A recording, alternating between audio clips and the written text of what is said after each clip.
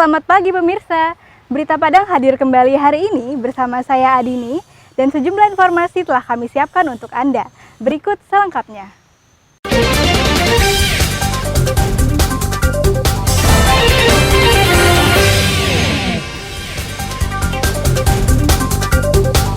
Bupati Pasaman Barat kabur usai diperiksa Kejaksaan Tinggi Sumatera Barat.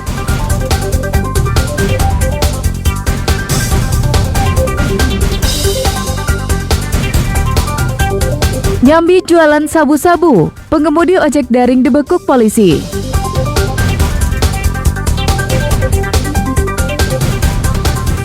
Sedang asyik mencari kerang, seorang warga tewas diterkam buaya.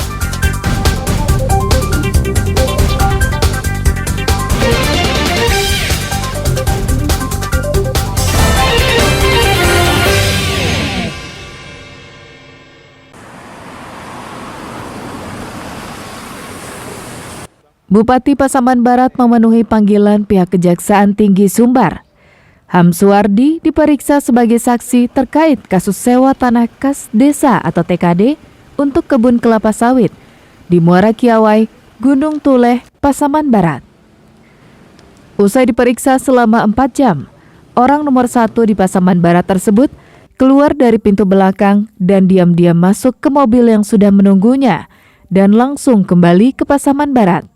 Wartawan yang menunggu di pintu depan terkecoh sehingga tidak dapat meminta keterangan apapun dari Bupati. Asisten Pidana Khusus Kejati Sumbar, Hadiman, mengatakan Bupati Pasbar diperiksa terkait kasus sewa tanah kas desa atau TKD kebun kelapa sawit. Dalam pemeriksaan tersebut ada 30 pertanyaan yang diajukan, termasuk yang menyangkut kewenangan Bupati itu sendiri. Kapasitas Bupati Pasbar dipanggil hanya sebagai saksi. Untuk jumlah saksi saat ini, sudah ada 16 orang yang diperiksa. Untuk penambahan saksi itu tergantung kebutuhan dari penyidik. 2 alat bukti sudah dikantongi oleh Kejati Sumbar, tinggal menunggu proses selanjutnya. Saat ini tim masih mencari alat bukti yang mendukung untuk menetapkan tersangkanya. Ruang penyidik, dan hal itu dipenuhi oleh Pak Bupati dan sudah dilakukan pemeriksaan lebih dari 30 pertanyaan yang menyangkut tentang TKD itu sendiri, tentang kewenangan beliau sendiri.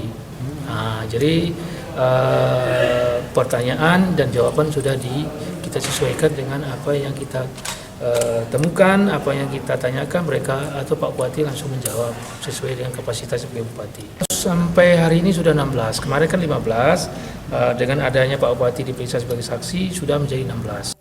Sementara itu, penasehat hukumnya menilai Bupati Pasbar tidak menyalahi kewenangan karena proses tender dilakukan secara terbuka.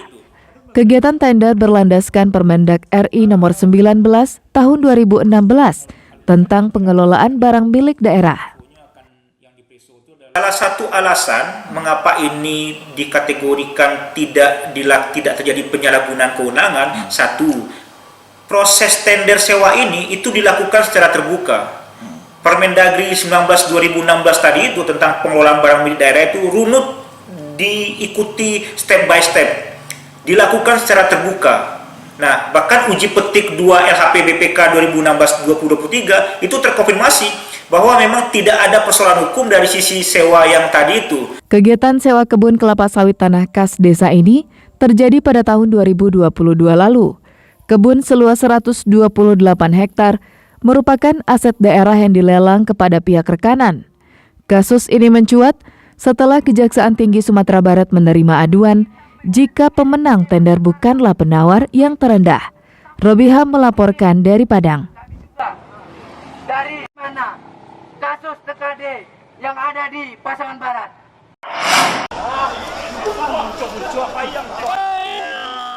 45 advokat dari berbagai organisasi memberikan pendampingan hukum ke Mapolda Sumbar terhadap 2 anggota LBH Padang yang mendapat tindak kekerasan oleh oknum kepolisian saat pemulangan ribuan warga air bangis di Masjid Raya Sumbar pada Sabtu pekan lalu.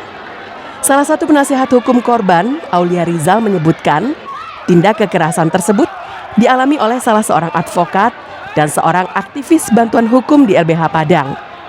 Kondisi korban mengalami luka-luka di bagian anggota tubuh, seperti di kepala, perut, lengan, dan beberapa anggota tubuh lainnya. Untuk saat ini, sedang dilakukan proses pemeriksaan pembuatan berita acara oleh pihak kepolisian.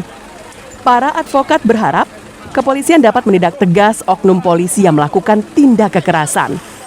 Karena itu adalah tindak pidana yang telah diatur oleh Kitab Undang-Undang Hukum Pidana, khususnya Pasal 170 dan Pasal 351 junto Pasal 55 KUHP. Sedang menjalankan profesi advokat, seharusnya aparat itu melihat, kan sudah dinyatakan bahwa dia adalah advokat, tapi itu langsung dibanting saja. Jadi kita berharap aparatur penegak hukum juga mengerti posisi kita sama. Sementara itu, penasihat hukum lainnya menyayangkan kekerasan yang dilakukan oleh oknum polisi terhadap advokat. Mereka menegaskan aparat penegak hukum harus menghormati hak asasi manusia dan profesi sesama aparat penegak hukum. Yang penting kita dari aliansi dari advokat yang ada Sumatera Barat, kita berharap pihak kepolisian Polda lebih netralitas terhadap pelaku-pelaku yang diduga melakukan penganiayaan pada rekan kita advokat. Untuk saat ini sedang dilakukan proses pemeriksaan, pembuatan berita acara atau wawancara oleh pihak kepolisian dan penyidik pembantu. Harapannya pertama tentu kita mengharapkan agar kepolisian dapat profesional, menindak tegas oknum anggota kepolisian yang melakukan kekerasan, karena itu adalah tindak pidana yang diatur oleh Kitab Undang-Undang Hukum Pidana, khususnya pasal 170 ya, atau pasal 351 junto pasal 55 terkait dengan penyertaan. 45 advokat tersebut berasal dari DPC Pradi, Pradi SAI, Pradi RBA, PBHI Sumbar, LBH Padang, Rumah Bantuan Hukum, dan lainnya. Robiha melaporkan dari Padang.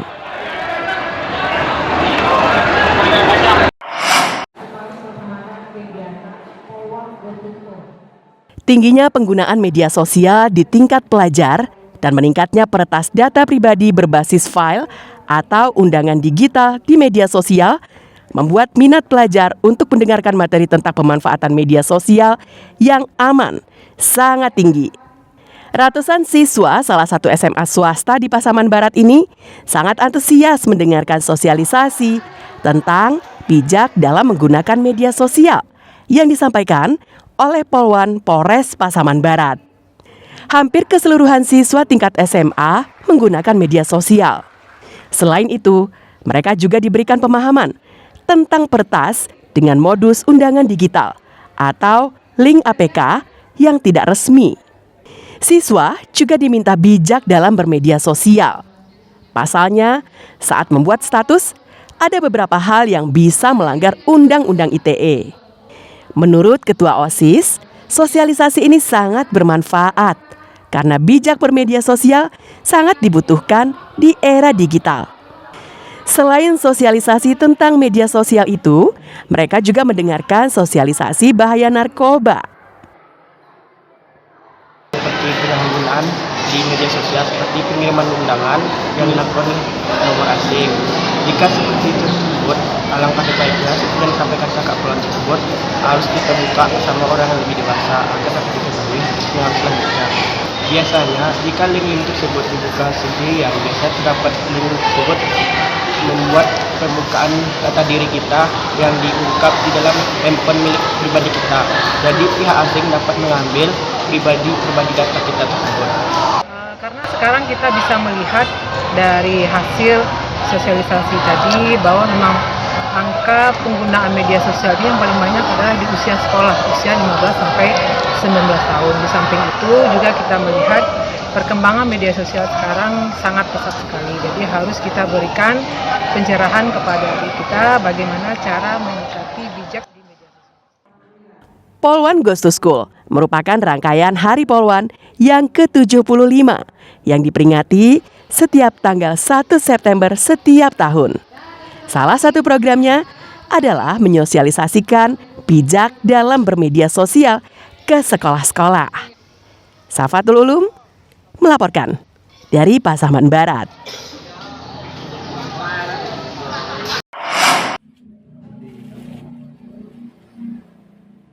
Seorang anggota Babin Kamtibmas Kelurahan Bungus Barat berbelanja bendera merah putih di sebuah kedai. Jumlahnya tidak banyak, hanya 50 bendera merah putih ukuran sedang yang dibelinya, sesuai dengan kemampuan kantongnya. Selanjutnya, dengan mengendarai sepeda motor dan ditemani seorang anggota Satpol PP, Bribka Riki Novialdi, sang Babin Kamtibmas tersebut mendatangi satu persatu rumah warga yang belum memasang bendera di Kelurahan Bungus Barat. Tak hanya memberikan bendera dan memasangkannya, jika warga tidak mempunyai tiang bendera, Bribka Riki tak segan mencari sebilah bambu untuk dibuatkan tiang bendera.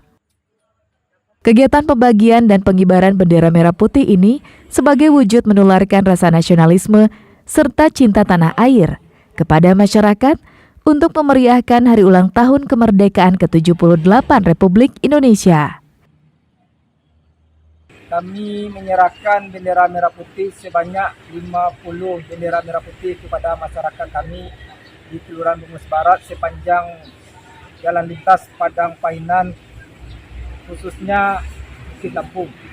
Kegiatan ini bertujuan untuk meningkatkan rasa patriotisme masyarakat serta nasionalisme dan cinta tanah air. Kegiatan ini ternyata mendapat respon positif dari berbagai kalangan, termasuk pihak Koramil Bungus dan aparat Kecamatan Bungus, yang ikut membantu memasang bendera merah putih ke rumah-rumah warga. Alfi melaporkan dari Padang.